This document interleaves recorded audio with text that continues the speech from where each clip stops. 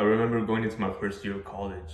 I had no expectations, no real direction of what I was really going to get out of this experience. Freshly came out of high school. I really didn't care about school, grades, none of it. Tennis was my purpose. It was my purpose of what I really enjoyed, care about the most. I really didn't see myself having an educational, future. I had like this limited self-belief that school isn't really my thing. I expected myself to not get the best grades. As long as I passed, that was it. No, really like the half semester of like that first year into, in college, it just hit me. It was like the realization that I wasn't responsible in making decisions. That moment when I realized that part of myself, that, a lot of pain and regret got into me and really just thought back into, like the past and things like that. Like, what if I actually tried? I had a lot of doubt what my future was about to become ahead of me. And this video it's gonna help you find your purpose, to never have doubt again, and just be grateful during the journey.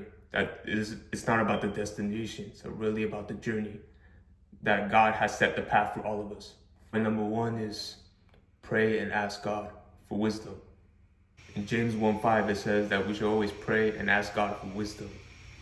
I believe it's the first and most important thing in general because God always gives to his children, the ones who ask, information for us to learn, from our mistakes. This is especially true, especially when we go through our tough times, especially, when we don't know what our purpose is or what our true goal is in this life.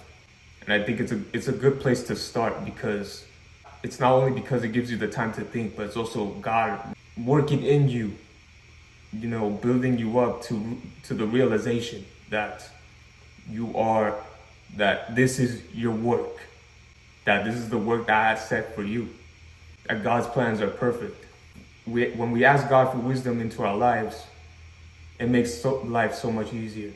And it makes our purpose so clear of what we need to do in this life.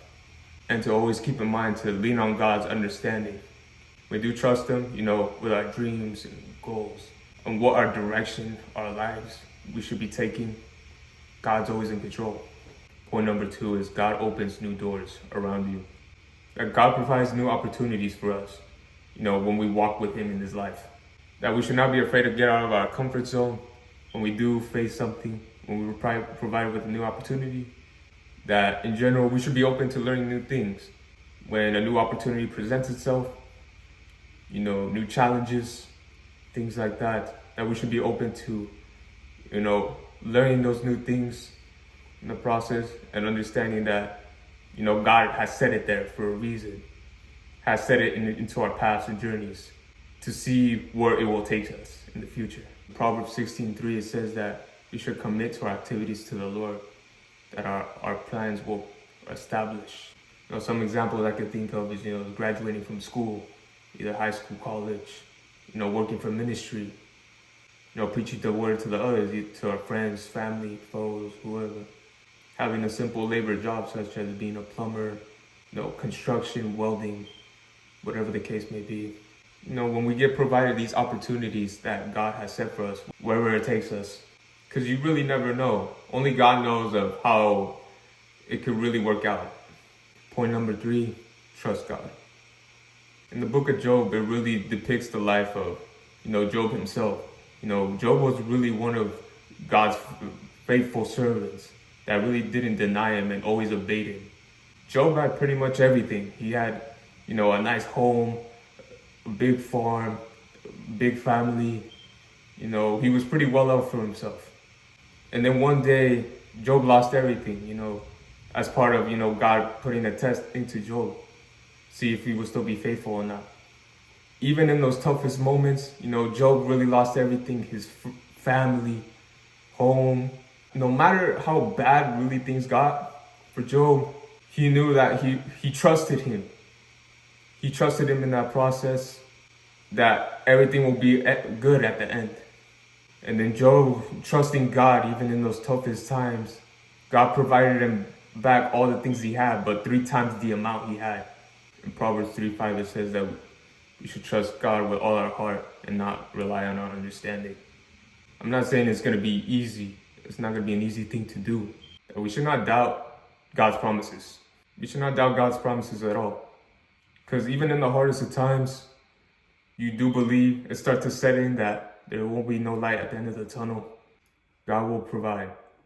God will prosper at the end. And keep that in mind, that it's important for us to have that belief and trust in Him. And now for the last and final point, commit to the plan God has set for you.